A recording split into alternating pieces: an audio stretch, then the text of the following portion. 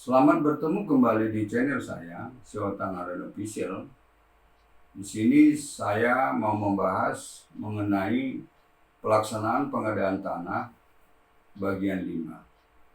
Namun sebelumnya silakan subscribe, like, bunyikan lonceng, dan share video ini untuk mendukung berkembangnya channel ini, ya. Saya tegaskan bahwa berkaitan dengan topik pokok bahasan kita, bahwa yang dibahas pada bagian 5 ini adalah tahap ketiga dari 4 tahap di dalam mekanisme pengadaan tanah, yaitu pelaksanaan pengadaan tanah, ya. Dan dari pelaksanaan pengadaan tanah ini, mekanismenya terdapat 11 tahap, dan yang dibahas adalah tahap 3 dan 4 dari 11 tahap ini, yaitu tahap 3 mengenai penetapan besarnya ganti kerugian, dan tahap 4 mengenai musyawarah penetapan bentuk ganti kerugian. Ya. Untuk lebih jelas lagi, ya, mengenai 11 tahap dalam proses mekanisme pelaksanaan pengadaan tanah ini, di sini rasanya perlu saya sebutkan kembali secara lengkap mengenai ke-11 tahap dimaksud, yaitu tahap 1 penyiapan pelaksanaan pengadaan tanah, tahap 2 inventarisasi dan identifikasi pihak yang berhak dan objek pengadaan tanah, tahap 3 penetapan penilai besar ganti kerugian, tahap 4 musyawarah penetapan bentuk ganti kerugian, tahap 5 pemberian ganti kerugian kepada yang berhak, tahap 6 penitipan uang ganti kerugian di pengadilan negeri, tahap 7 pemberian ganti kerugian dalam keadaan khusus, tahap 8 pelepasan objek pengadaan tanah, tahap 9 pemutusan hubungan hukum antara pihak yang berhak dengan objek pengadaan tanah, tahap 10 pendokumentasian data pelaksanaan pengadaan tanah, dan tahap 11 yang terakhir yaitu pengambilan ganti kerugian yang dititipkan di pengadilan negeri, ya. Itu semuanya tahap dalam pelaksanaan pengadaan tanah.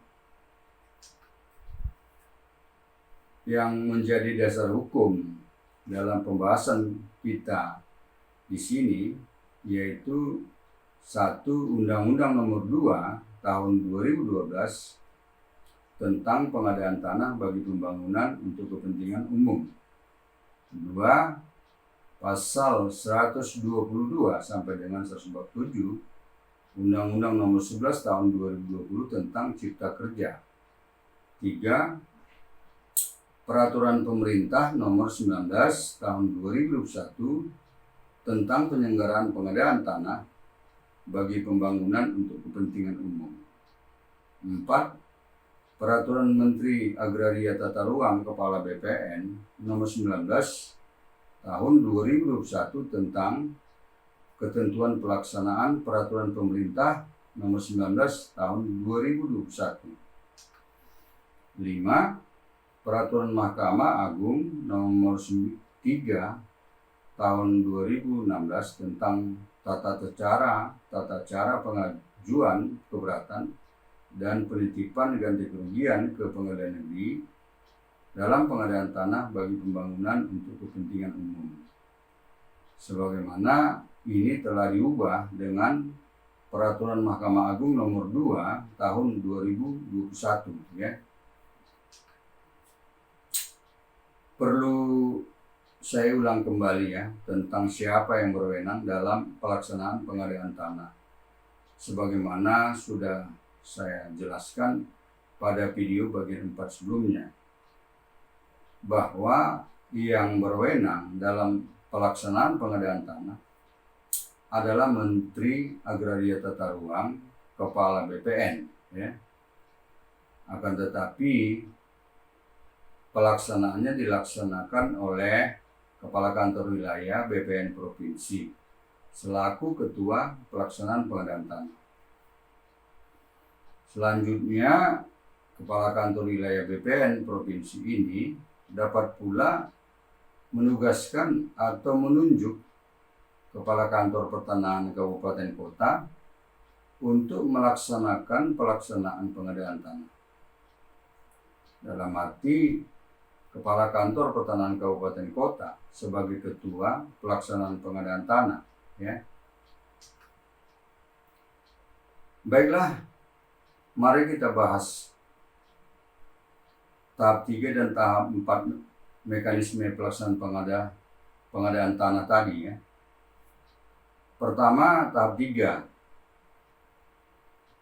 pelaksanaan pengadaan tanah, yaitu penetapan penilai besar ganti kerugian. Penetapan penilai besar ganti kerugian. Di dalam penetapan penilai besar ganti kerugian ini terdapat proses kegiatan secara berurutan, antara lain ya. 1. Setelah instansi yang memerlukan tanah menerima hasil inventarisasi dan identifikasi berupa peta bidang tanah dan daftar nominatif dari Ketua Pelaksanaan Pengadaan Tanah, maka instansi yang memerlukan tanah mengadakan penilai sesuai ketentuan peraturan perundang-undangan di bidang pengadaan barang dan jasa pemerintah. Dengan ketentuannya, apabila pengadaan penilai gagal, maka instansi yang memerlukan tanah dapat menunjuk penilai publik ya, atau pejabat yang ditunjuk menteri yang membidangi urusan pertanahan. Dalam hal ini dan saat ini adalah Menteri Agraria Tata Ruang, Kepala BPN. Ya. B. Apabila tidak terdapat penilai dan atau dalam rangka efisiensi biaya untuk pengadaan tanah skala kecil, ya, skala kecil ini pengadaan tanahnya tidak lebih dari 5 hektar. Instansi yang memerlukan tanah dapat menunjuk penilai publik atau pejabat yang ditunjuk oleh menteri yang membidangi urusan pertanahan. 2.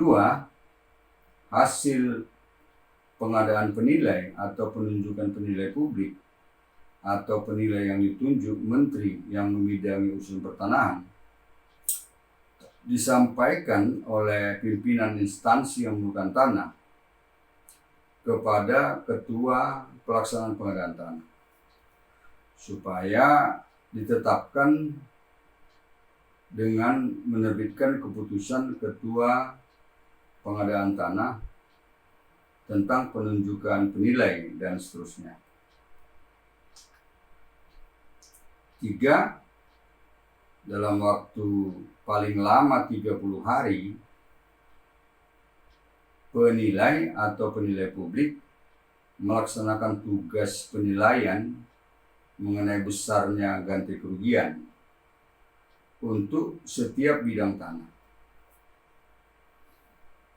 Yang dimaksudkan di sini adalah objek pengadaan tanah itu sendiri, yang terdiri dari tanah, ruang atas tanah dan ruang bawah tanah, bangunan, tanaman, benda yang berkaitan dengan tanah, dan kerugian lain yang dapat dinilai. Pelaksanaan tugas penilai publik ini dilakukan adalah setelah menerima dari Ketua Pelaksana Pengadaan Tanah bahan-bahan yang diperlukan berupa salinan dokumen perencanaan pengadaan tanah atau DPPT, daftar nominatif, dan peta bidang tanah. Dan penerimaan dari bahan-bahan ini dibuat dalam suatu berita acara yang ditandatangani penilai atau penilai publik bersama Ketua Pelaksanaan Pengadaan Tanah. Di mana dalam pelaksanaan tugas penilaian mengenai besarnya ganti kerugian, penilai atau penilai publik dapat meminta informasi dan atau data dari instansi terkait yang mendukung penilaian besarnya ganti kerugian untuk setiap bidang tanah. 4. Penilaian penilai atau penilai publik disampaikan kepada Ketua Pelaksanaan Pengadaan Tanah. Dan penyampaian ini dituangkan dalam berita acara penyerahan hasil penilaian. Perlu saya jelaskan, saya sampaikan bahwa penilaian besarnya nilai ganti kerugian yang dilakukan penilai atau penilai publik adalah merupakan nilai pada saat pengumuman penetapan lokasi pembangunan dengan mempertimbangkan nilai pada masa tunggu sampai dengan saat pembayaran ganti kerugian. Dan nilai dari penilai ini merupakan nilai tunggal untuk tiap bidang tanah, serta bersifat final dan mengikat. Penilaian besar ganti kerugian ini selanjutnya dipakai menjadi dasar musyawarah untuk menetapkan bentuk ganti kerugian, ya. Untuk menetapkan bentuk ganti kerugian. Kedua, tahap 4 pelaksanaan pengadaan tanah, yaitu musyawarah penetapan bentuk ganti kerugian, ya. Di dalam musyawarah penetapan bentuk ganti kerugian ini terdapat proses kegiatan secara berurutan, antara lain: 1. Dalam waktu paling lama 30 hari sejak hasil penilaian besar ganti kerugian dari penilai atau penilai publik diterima oleh Ketua Pelaksana Pengadaan Tanah, maka pelaksana pengadaan tanah dengan didampingi oleh penilai atau penilai publik dan juga didampingi oleh instansi yang menentukan tanah melaksanakan musyawarah secara langsung untuk menyampaikan besarnya nilai ganti kerugian dan untuk menentukan bentuk ganti kerugian sesuai dengan hasil penilaian besar ganti kerugian. Hasil musyawarah dituangkan dalam berita acara kesepakatan bentuk ganti kerugian yang ditandatangani oleh pelaksana pengadaan tanah dan pihak yang berhak yang hadir atau kuasanya. Adapun isi dari berita acara kesepakatan bentuk ganti kerugian ini memuat hal-hal: A. Pihak yang berhak yang hadir atau kuasanya yang setuju beserta bentuk ganti kerugian yang disepakati, ya. B. Pihak yang berhak yang hadir atau kuasanya yang tidak setuju. C. Pihak yang berhak yang tidak hadir dan tidak memberikan kuasa. Itu materi yang dibuat di dalam berita acara tersebut. 2. Pelaksana pengadaan tanah membuat penetapan bentuk ganti kerugian berdasarkan berita acara kesepakatan bentuk ganti kerugian.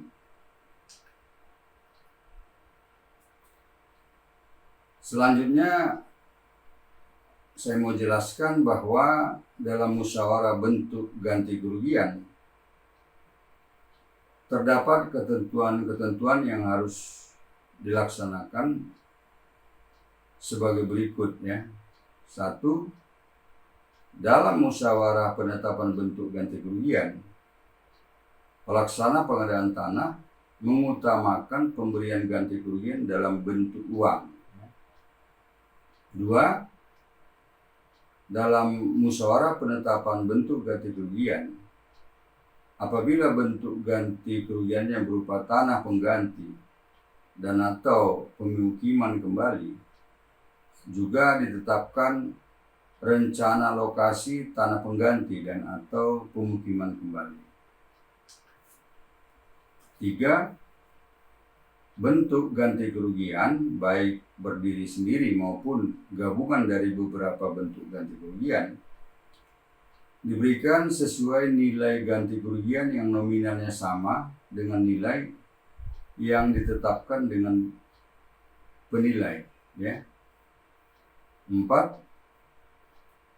Pelaksanaan musyawarah penetapan bentuk ganti kerugian dapat dibagi dalam beberapa kelompok ya, dengan mempertimbangkan jumlah pihak yang berhak, waktu, dan tempat pelaksanaan musyawarah penetapan bentuk ganti kerugian.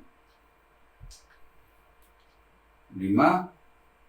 Pelaksana pengadaan tanah mengundang pihak yang berhak untuk musyawarah penetapan bentuk ganti kerugian sesuai tempat dan waktu yang ditentukan. 6. Apabila pihak yang berhak berhalangan karena hukum atau secara sah, maka undangan disampaikan kepada pengampu atau walinya. 7. Undangan musyawarah penetapan bentuk ganti kerugian disampaikan paling lama 3 hari. Paling lama 3 hari sebelum tanggal pelaksanaan musyawarah penetapan bentuk ganti kerugian. Ya. 8. Musyawarah penetapan bentuk ganti kerugian dipimpin oleh ketua pelaksana pengadaan tanah atau pejabat yang ditunjuknya. 9. Apabila pihak yang berhak berhalangan hadir dalam musyawarah penetapan bentuk ganti kerugian, maka pihak yang berhak dapat memberikan kuasa kepada seseorang. Dan pemberian kuasa ini harus memenuhi syarat-syarat antara lain orang tersebut mempunyai hubungan darah ke atas, ke bawah, ke samping, sampai derajat kedua, ya. Artinya derajat ketiga dan seterusnya tidak boleh, ya kan? Orang tersebut adalah suami atau istri dari pihak yang berhak. Orang tersebut adalah orang yang ditunjuk sesuai dengan ketentuan anggaran dasar jika pihak yang berhak adalah badan hukum, ya. Atau orang tersebut adalah pihak yang berhak lainnya. Itulah syarat-syarat penerima kuasa tadi. 10. Apabila pihak yang berhak atau kuasanya telah diundang 3 kali secara patut, tetapi tidak hadir, maka pihak yang berhak dianggap menyetujui bentuk ganti kerugian yang telah ditetapkan oleh pelaksana pengadaan tanah. 11.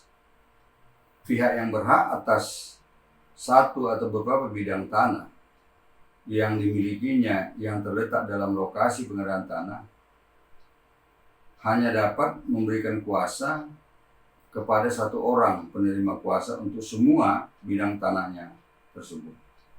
Jadi tidak boleh dengan tiap-tiap bidang tanah ada penerima kuasa yang berbeda, ya.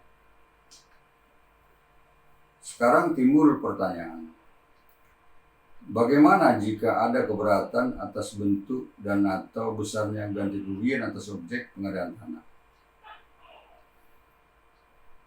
Sehubungan dengan ini, pertanyaan ini perlu saya jelaskan sebelumnya bahwa pihak yang tidak sepakat atas bentuk dan atau besarnya ganti kerugian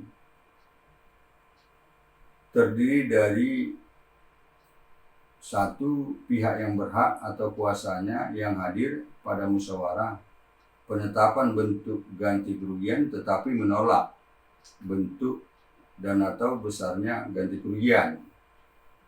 Dua, pihak yang berhak yang tidak hadir dan tidak menunjuk kuasa tetapi menolak bentuk dan atau besarnya ganti kerugian atau kuasanya.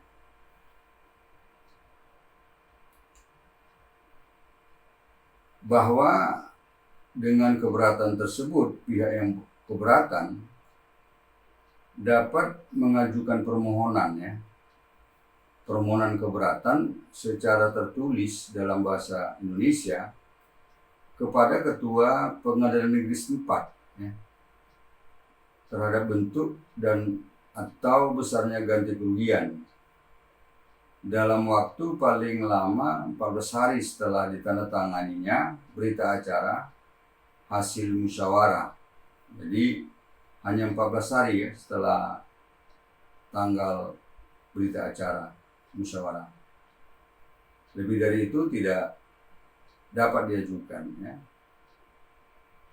Dalam pengajuan keberatan ini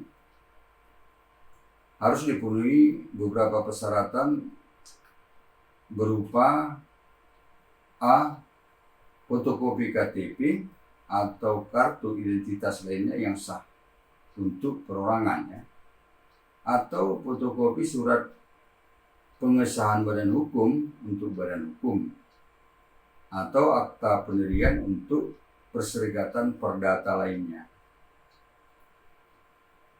Kemudian fotokopi keputusan pengangkatan orang yang mewakili badan hukum atau perserikatan perdata lainnya. Serta fotokopi KTP atau kartu identitas lainnya yang sah atau fotokopi SK pengangkatan atau surat penunjukan atau surat tugas dari pimpinan instansi untuk instansi pemerintah atau fotokopi identitas fungsionaris masyarakat hukum adat untuk masyarakat hukum adat. B. Fotokopi alat bukti surat untuk membuktikan pemohon yang keberatan sebagai pihak yang berhak atas objek pengadaan tanah. Masing-masing fotokopi di atas telah dibubuhi materai yang cukup sesuai dengan peraturan perundang-undangan.